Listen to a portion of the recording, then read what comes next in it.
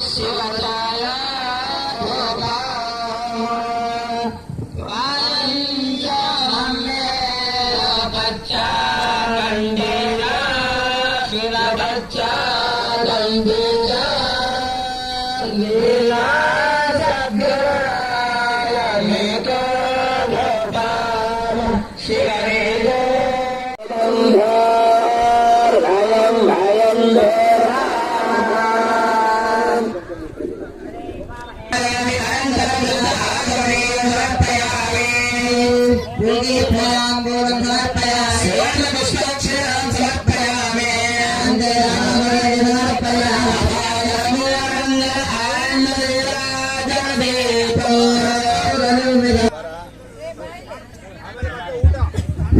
ಎದ್ದಿನಂತಿದ್ದಾರೆ ಹಾರತಿ ಮಾಡೋದು ಮಹಾಮಂಗಳ ಹಾರತಿ ಎಲ್ಲರೂ ಎದ್ದು ಕೈ ಜೋಡಿಸ್ತೇನೆ.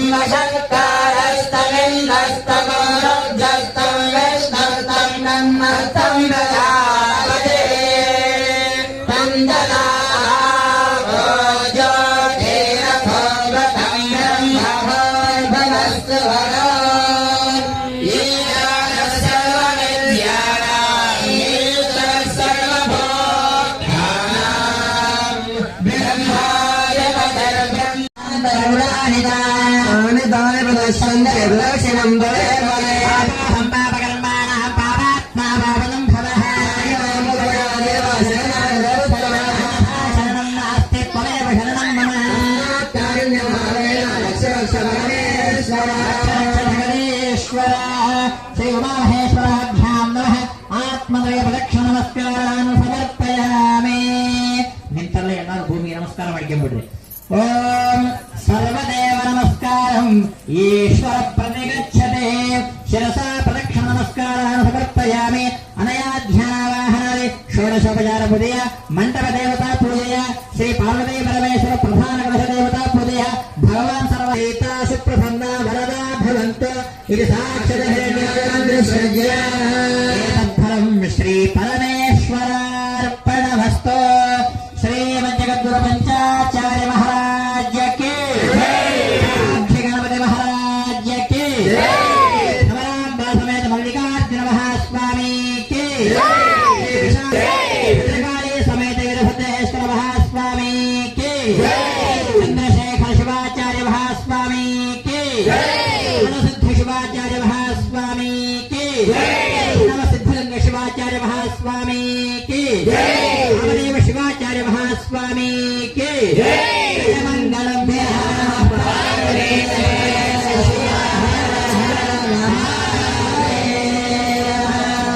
ओम स्वस्ति।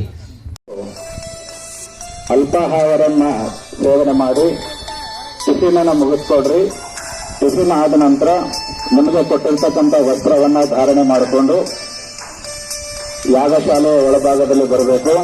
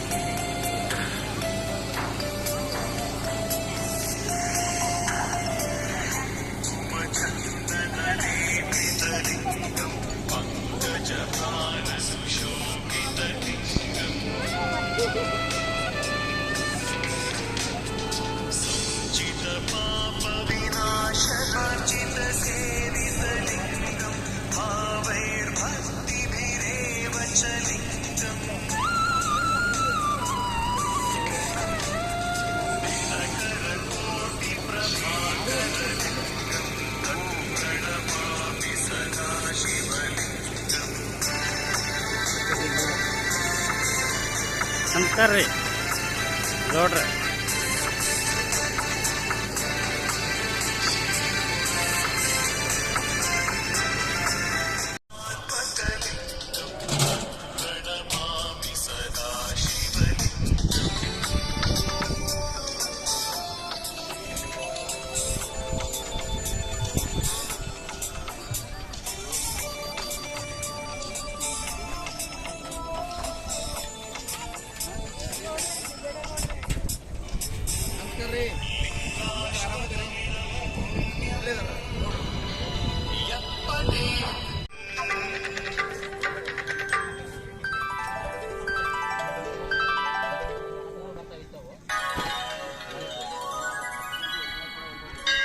గంగాతరంగ రమణీయ జటాకలాపం గౌరీ నిరంతయణ ప్రియ మనంగ మదాపహారం వారాణసీపురపతిం భజ విశ్వనాథం వామేన విగ్రహవరేణ కళద్రవంతం వారాణసీపురపతిం భూతాధిపం భుజగభూషణ భూషితాంగం వారాణసీపురపతిం భజ విశ్వనాథం పంచబాణం నాగాధిపారచిత భాసుర కర్ణపూరం వారాణసీపురపతిం భజ విశ్వనాథం न्दमपिराजितमप्रमेयं नागपतिं भज विश्वनाथं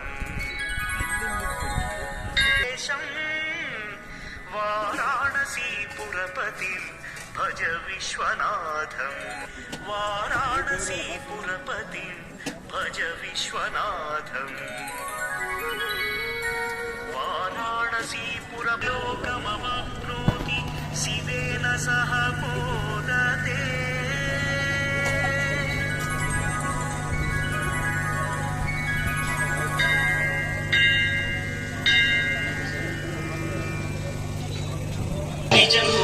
ಓಂ ನಮಃ ಶಿವಾಯ, ಓಂ ನಮಃ ಶಿವಾಯ, ಓಂ ನಮಃ ಶಿವ. ಅದು ನಾವು ಟಿಫಿನ್ ಮಾಡಿರ್ತಕ್ಕಂಥ ಶಕ್ತಿ ಮಧ್ಯಾಹ್ನಕ್ಕೆಲ್ಲ ಮುಗಿತೈತೆ.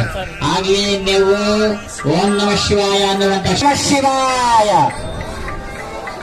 ಅಂದ್ರೆ ಮಾತ್ರಕ್ಕೆ ಶಕ್ತಿ ಜಾಸ್ತಿ ಆಗುತ್ತೆ, ಕೇಳಿದ್ರೆ ಸ್ವಲ್ಪನೇ ಬರ್ತತೆ. ಅಂದ್ರೇನೆ ನೀವು ಬಾಯಿಲಿಂದ ಅನ್ನದ್ರೆ ಮಾತ್ರಕ್ಕನೆ ಯಾವ ಸ್ಥಾನ ಖಾಲಿ ಇರ್ತದ ಅಲ್ಲಿ ಕುತ್ಕೋಬೇಕು, ಆ ಸ್ಥಾನ ನಿಮಗೆ ಆಗ್ತದೆ. ಒಂದು ಹೋಮಕ್ಕೆ 3 ಜೋಡಿ ಕುತ್ಕೋಬೇಕು. ಪೂರ್ವದಲ್ಲಿ ಖಾಲಿ ಬಿಡ್ರಿ, ಪಶ್ಚಿಮ ಉತ್ತರ ದಕ್ಷಿಣ 3 ಕಡೆ ಕುತ್ಕೊಂಡ್ಬಿಡ್ರಿ.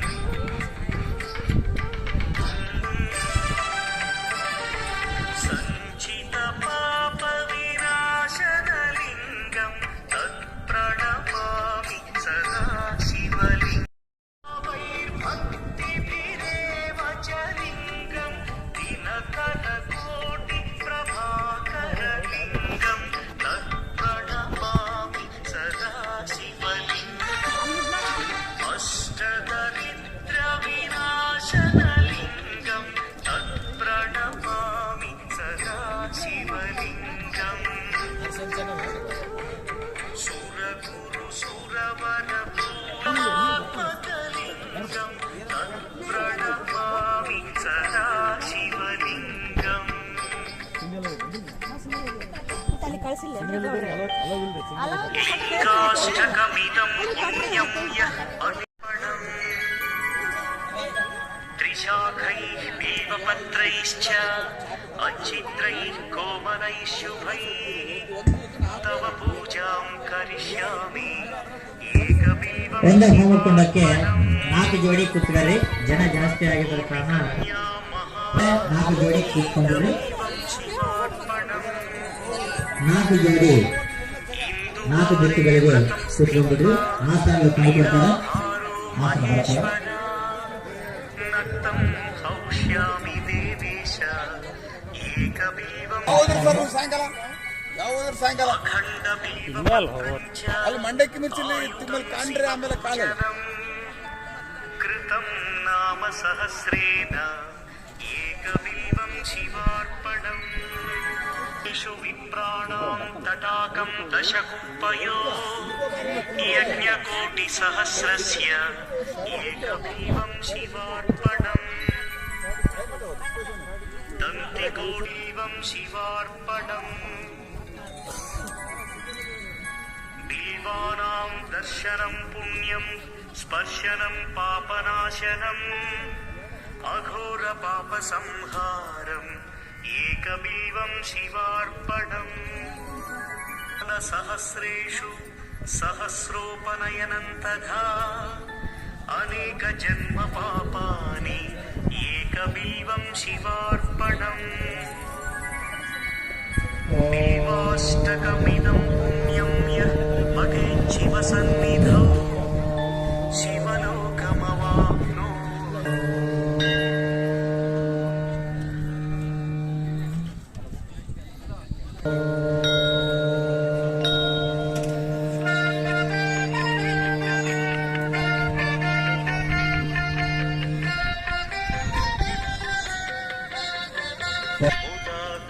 ದಸರಾ ಸ್ವಾಮಿಗಳು ಎಷ್ಟೇ ವ್ಯವಸ್ಥೆ ಭಾರಿ ಚೆನ್ನಾಗಿ ಮಾಡಿದ್ರು ಕೂಡ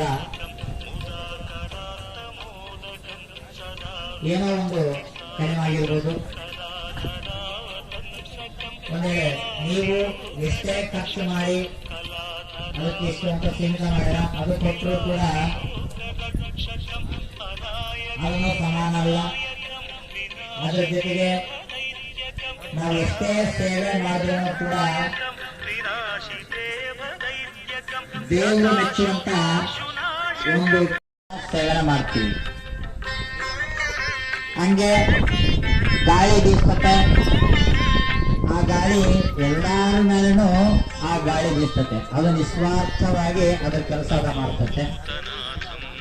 ನೀರು ಎಲ್ಲರ ದಾಹವನ್ನ ಶಮನ ಮಾಡ್ತದೆ. ಹಾಗಾಗಿ ನೀರು ನಿಸ್ವಾರ್ಥವಾಗಿ, ಆ ಸೂರ್ಯ ಚಂದ್ರರ ಬೆಳಕು ನಿಸ್ವಾರ್ಥವಾಗಿ ನೆನೆಸಬಾರದು. ಅದನ್ನ ಹೇಳಿಕೊಂಡೋದನ್ನು ಅವಶ್ಯಕತೆ ಇಲ್ಲ. ಹಾಗಾಗಿ ನಾವು ಮಾಡುವಂತ ಕಾರ್ಯಕ್ರಮ, ಕೆಲಸ ಯಾವುದೇ ಮಾಡಲಿ ಅದು ನಿಸ್ವಾರ್ಥವಾಗಿ ಇರಬೇಕು. ಈಗ ನೀವು ಕುಂತ್ಕೊಂಡಿರ್ತಕ್ಕಂಥ ದಂಪತಿಗಳು ಎಲ್ಲರೂ ಕೂಡ ಶ್ರದ್ಧೆಯಿಂದ, ಭಕ್ತಿಯಿಂದ ಈ ಪೂಜೆ ಏನಾದ್ರೆ ಮಾಡ್ತಾರೆ, ಅದಕ್ಕ ಸಾಕಷ್ಟು ಫಲಿತಗಳು ನಿಮಗೆ ಸಿಗುತ್ತವೆ. ಇಷ್ಟಾರ್ಥ ಸಿದ್ಧಿಯಾಗಾದ್ರೆ ಅದರೆಲ್ಲ ಅರ್ಥ ಇದೆ. ನಿಮ್ಮ ಇಷ್ಟವನ್ನ ಸಿದ್ಧಿ ಮಾಡ್ತದೆ ಈ ಯಾಗ. ನೀವು ಮನಸ್ಸಿನಲ್ಲಿ ನಿಮ್ಮ ಸಂಕಲ್ಪಗಳು ಬಹಳ ಇರ್ತಾವ. ಸುಸಂಕಲ್ಪ, ಒಳ್ಳೆ ಸಂಕಲ್ಪ ಯಾವ್ದಿರ್ತದಲ್ಲ ಅದು ಸಂಪನ್ನವಾಗ್ತದೆ. ಅಂದ್ರೆ ನೀವು ಮನಸ್ಸಿನಲ್ಲಿ ಏನೇ ಸಂಕಲ್ಪ ಮಾಡಿದ್ರೆ ಅದು ನೆರವೇರ್ತದೆ, ಆದ್ರೂ ಅದು ಸುಸಂಕಲ್ಪವಾಗಿರ್ಬೇಕು. ಏನೇನೋ ಇಷ್ಟಗಳೆಲ್ಲ ಬೇಡಿಕೊಂಡು ಅದನ್ನ ವ್ಯರ್ಥ ಮಾಡಬಾರ್ದು. ಈಗ ಫೋನ್ ಇರ್ತದೆ, ಅದರಲ್ಲಿ ಮೊಬೈಲ್ ಚಾರ್ಜಿಂಗ್ ಇರ್ತದೆ. ನಾವು ಮನೋರಂಜಕವಾಗಿರ್ತಕ್ಕಂಥ ಎಲ್ಲ ನೋಡ್ಕೊಂತ ಅದರಲ್ಲಿ ಮೊಬೈಲ್ ಚಾರ್ಜಿಂಗ್ ಆಗೋದ್ರೆ ಅವಸರ ಬಿದ್ದಾಗ ನಮಗೆ ಫೋನ್ ಮಾಡಕ್ಕೆ ಚಾರ್ಜಿಂಗ್ ಇರಲ್ಲ. ಅರ್ಥ ಆಯ್ತಲ್ಲ? ಅದೇ ರೀತಿಯಾಗಿ ನಾವು ಏನೇನೋ ಬೇಡ್ಕೊಂಡ್ಬಿಟ್ರೆ ಅದೆಲ್ಲ ನಿಷ್ಫಲವಾಗ್ತತೆ. ನಮ್ಗೆ ಏನು ಬೇಕೋ, ನಮ್ಗೆ ಏನಾದ್ರೆ ಒಳ್ಳೇದಾಗುತ್ತೋ ಅಂತ ಇಷ್ಟಾರ್ಥಗಳನ್ನ ನಾವೆಲ್ಲ ಬೇಡಿಕೊಂಡು ನಮ್ಮ ಜೀವನವನ್ನ ಸಾರ್ಥಕತೆ ಮಾಡ್ಕೊಂಬನಿ ಎಲ್ಲರೂ ಸೇರಿ. ದಂಪತಿಗಳು ಕೂಡುವಂತ ರೀತಿ, ಯಜಮಾನನಿಗೆ ಎಡಗಡೆ ನಿಮ್ಮ ಧರ್ಮಪತ್ನಿ ಇರಬೇಕು. ಅರ್ಥ ಆಗ್ತಾ ಇತ್ತಲ್ಲ? ಯಜಮಾನನಿಗೆ ಚಂದಾಗ ಹಂಗಂತ ಗಾಮಕ್ಳನ್ನು ನೀಟಾಗಿ ಹಚ್ಚಿರಿ, ಚಂದಾಗ ಹಚ್ಚಿರಿ. ಓಂ ಅಗ್ನಿರಿತಿ ಭಸ್ಮ, ವಾಯುರಿತಿ ಭಸ್ಮ, ಜಲಮಿತಿ ಭಸ್ಮ, ವರುಣಿತಿ ಭಸ್ಮ, ವ್ಯೋಮೇತಿ ಭಸ್ಮ,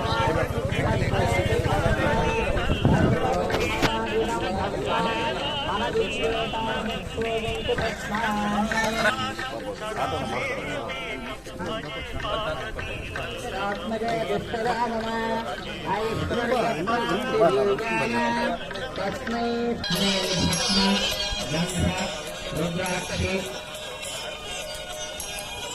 ಹೆಣ್ಮಕ್ಳು ಅರಿಶಿಣ, ಕುಂಕುಮ, ಬಳೆ, ಹೂವ, ಇದು ಪಂಚಮಾಂಗಲ್ಯ ಅಂತಾರೆ. ಸ್ತ್ರೀಯ ಪಂಚಮಾಂಗಲ್ಯ, ಮಾಂಗಲ್ಯ, ಹೂವು, ಅರಿಶಿಣ, ಕಾಯಿಯ ಕತ್ತು, ಬಳೆ, ಇವೆಲ್ಲ ಪಂಚಮಾಂಗಲ್ಯಗಳು. ಈ ಮಾಂಗಲ್ಯದಲ್ಲಿ ಯಾವುದೇ ಒಂದು ಲೋಪ ಆದ್ರೂ ಕೂಡ ಅವರು ಮುತ್ತೈದು ಅನಿಸಿಕೆ ಅರ್ಹತೆ ಇರೋದಲ್ಲ. ಹಾಗಾಗಿ ಅವೊಂಥರ ಚೆಕ್ ಮಾಡ್ಕೊಂಡ್ಬಿಟ್ಟು ಹೂವು ಇಟ್ಕೊಂಡ್ಬಿಟ್ಟು ನಿಮ್ಮ ಕಡೆ ಇರ್ತಾವ, ಹೂವಿನ ಇರ್ತಾವ, ಅಲ್ಲಿ ಪೂಜೆ ಸಾಮಾನು ಇರ್ತಾವ, ಹೋಮಕುಂಡದ ಇರ್ತಾವ, ಒಂದು ಹೂವು ಇಟ್ಕೊಂಡ್ಬಿಟ್ಟು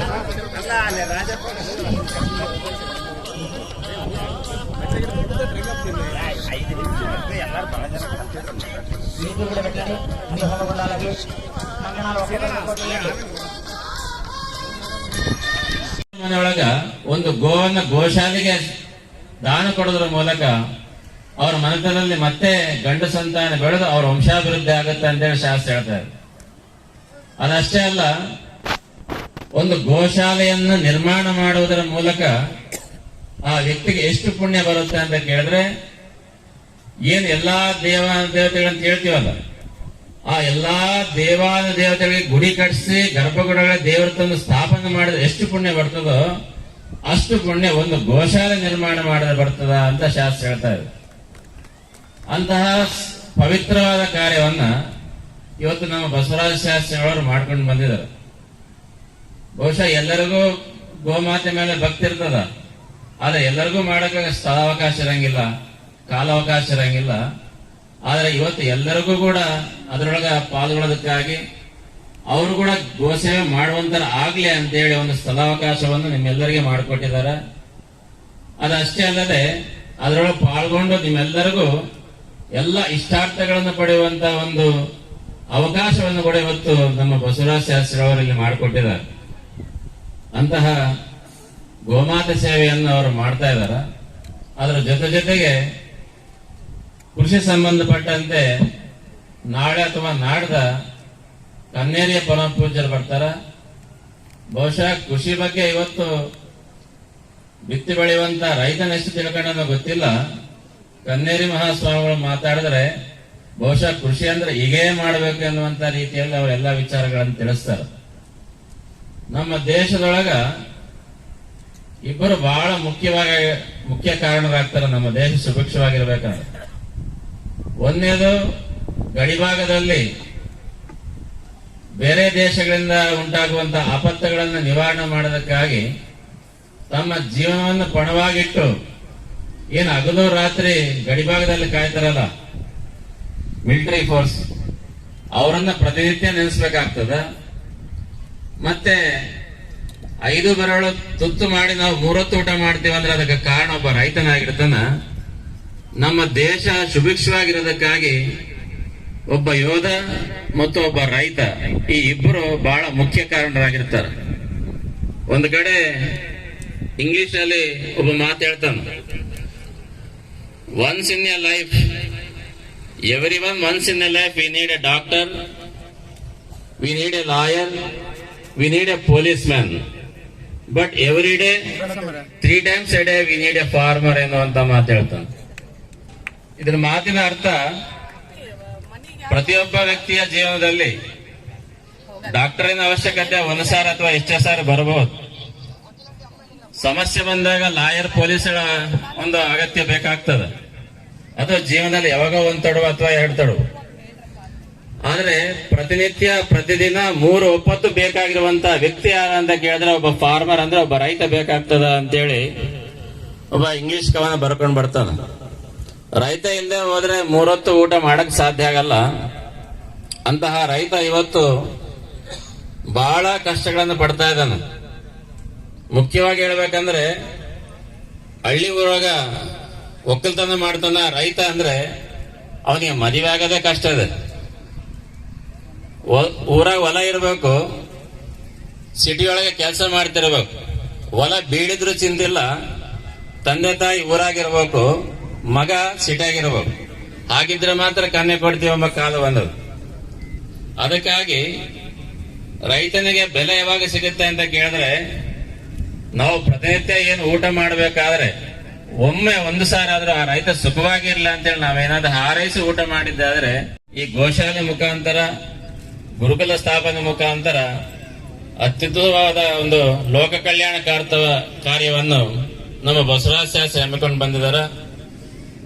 ಅವರಿಗೆ ಇನ್ನ ಮುಂದೆ ಬರುವ ದಿನಗಳಲ್ಲಿ ಈ ಭಾಗದ ಎಲ್ಲಾ ಪರಮ ಪೂಜ್ಯರ ಒಂದು ಮಾರ್ಗದರ್ಶನ ಆಶೀರ್ವಾದ ಅವರಿಗೆ ಸದಾಕಾಲ ಇರುತ್ತೆ ಎನ್ನುವಂತ ಮಾತು ತಿಳಿಸಿ, ಇನ್ನ ಎಲ್ಲಾ ಸದ್ಭಕ್ತರು ಅವರಿಗೆ ಕೈ ಜೋಡಿಸಿ ಅವರಿಗೆ ಸಹಾಯವನ್ನು ಮಾಡಿದ್ದಾದರೆ ನಾವು ಈಗ ತಾನೇ ಹೇಳಿದಂತೆ ಈ ಕ್ಷೇತ್ರ ಭೂಕೈಲಾಸವಾಗಿ ಪರಿವರ್ತನೆ ಆಗುತ್ತೆ ಎನ್ನುವಂತ ಮಾತು ಮತ್ತೊಮ್ಮೆ ನಿಮ್ಮೆಲ್ಲರಿಗೂ ತಿಳಿಸಿ, ಇಲ್ಲಿ ನೆರೆದಿರುವಂತ ಎಲ್ಲಾ ಸದ್ಭಕ್ತರಿಗೂ ಮತ್ತು ಬಸವರಾಜ ಶಾಸ್ತ್ರಿಗಳವರಿಗೂ ಮತ್ತು ಎಲ್ಲಾ ವೇದ ಪಂಡಿತರಿಗೂ, ಜಗದ್ಗುರು ಪಂಚಾಚಾರ್ಯರು, ಪಾರ್ವತಿ ಪರಮೇಶ್ವರ ಅನಂತ ಮಂಗಲಾಸುರಗಟ್ಟು ಕಾಪಾಳೆ ಅಂತೇಳಿ ಹಾರೈಸಿ ಆಶೀರ್ವಚನಕ್ಕೆ ವಿರಾಮಗೊಳ್ಳುತ್ತೇವೆ.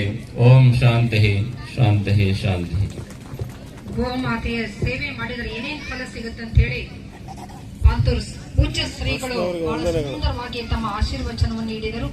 ಅವರಿಗೂ ಕೂಡ ಹೃತ್ಪೂರ್ವಕ ಧನ್ಯವಾದಗಳನ್ನ ಅರ್ಪಿಸಿ, ಈಗ ಗೌರವ ಶ್ರೀರಕ್ಷೆ ಕಾರ್ಯಕ್ರಮ ವಿಜಯನಗರದ ಪುರೋಹಿತ ಸಂಘದ ಅಧ್ಯಕ್ಷ ಗಂಗಾಧರ ಶಾಸ್ತ್ರಿಗಳು ಪೂಜೆಯಿಂದ ಶ್ರೀರಕ್ಷೆಯನ್ನು ಪಡಿಬೇಕಂತ ಕೇಳ್ಕೊಳ್ತಾ ಇದ್ದೀನಿ. ಹಾಗೆ ಪೂಜೆಯಿಂದ ಶ್ರೀರಕ್ಷೆಯನ್ನು ಪಡಿಬೇಕು. ಇವರು ಕೂಡ ರಾಕೇಶ್, ಇವರು ಕೂಡ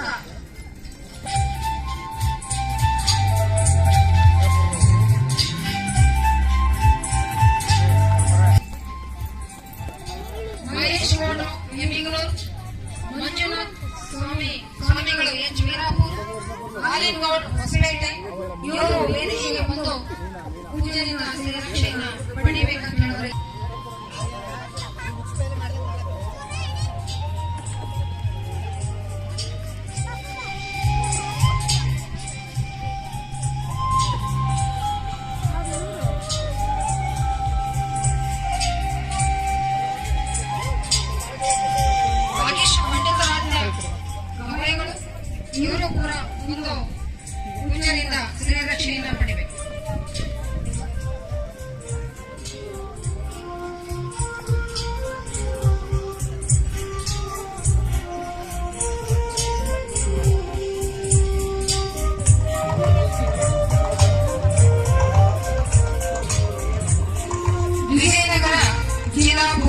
ಸಂಘದ ಅಧ್ಯಕ್ಷರಿಂದ ಬಸವರಾಜ ಸ್ವಾಮಿ ಅವರಿಗೆ ಸನ್ಮಾನ ಕಾರ್ಯಕ್ರಮ.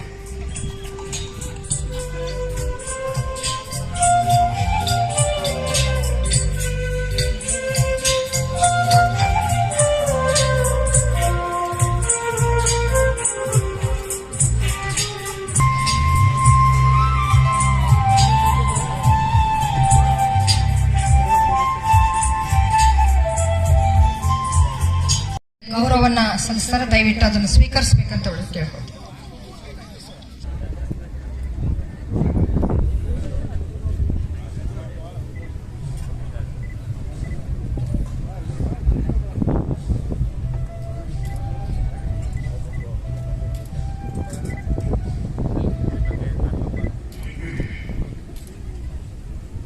ಶ್ರೀ ಗುರುಭ್ಯೋ ನಮಃ. ಗುರುವೇ ಸರ್ವಲೋಕಾನಾಂ ಭೀಷತೆ ಭವರೋಗಿಣಾಂ ವಿದ್ಯಾಂ ನಿಧಯೇ ಸರ್ವೇ ದಕ್ಷಿಣಮೂರ್ತಯೇ ನಮಃ. ಯಾ ದೇವಿ ಸರ್ವಭೂತೇಷು ಮಾತೃಮೂರ್ತಿನ ಸಂಸ್ಥಿತಃ ನಮಸ್ತಸ್ಯೈ ನಮಸ್ತಸ್ಯೈ ನಮಸ್ತಸ್ಯೈ ನಮೋ ನಮಃ. ಇಲ್ಲಿ ಇಂದು ಈ ಇಷ್ಟಾರ್ಥ ಸಿದ್ಧಿ ಯೋಗದ ನಮ್ಮ ಮಠದ ಕಾಮಧೇನು ಗೋಶಾಲೆಯ ಉದ್ಘಾಟನಾ ಸಮಾರಂಭಕ್ಕೆ ಆಗಮಿಸಿದಂಥ ಎಲ್ಲ ಹರಗುರು ಚರ ಮೂರ್ತಿಗಳ ಪಾದಾರವಿಂದಗಳಿಗೆ ನಮಸ್ಕರಿಸುತ್ತಾ ಈ ಒಂದು ಕಾರ್ಯಕ್ರಮಕ್ಕೆ ಸಹಕಾರ ಕೊಟ್ಟಂಥ ಮೇಲ್ಶಕ್ತಿಯಾದಂಥ ಹಿಂದಿನ ಬೆನ್ನೆಲುಬಾದಂಥ ಎಲ್ಲ ಸಹಕಾರಿಗಳಿಗೆ ನಾನು ವಂದನೆಯನ್ನು ಸಲ್ಲಿಸುತ್ತಾ ನನ್ನ ಒಂದೆರಡು ನುಡಿಗಳನ್ನು ಅಧ್ಯಕ್ಷನ ಸ್ಥಾನದಲ್ಲಿ ಇಟ್ಕೊಂಡು ಮಾತಾಡಲಿಕ್ಕೆ ಇಷ್ಟಪಡ್ತಾ ಇದ್ದೇನೆ. ಈ ಒಂದು ಕಾರ್ಯಕ್ರಮಕ್ಕೆ ಪ್ರಾರಂಭದಲ್ಲಿ ಎಲ್ಲ ಹರಗುರು ಚರಮೂರ್ತಿಗಳು ಗೋಮಾತೆಯ ಬಗ್ಗೆ ಸವಿಸ್ತಾರವಾಗಿ ಹೇಳಿದ್ದಾರೆ. ಆದಾಗ್ಯೂ ಈ ಒಂದು ಪ್ರಾರಂಭದ ಹಂತದಲ್ಲಿ ನೋಡಿದಾಗ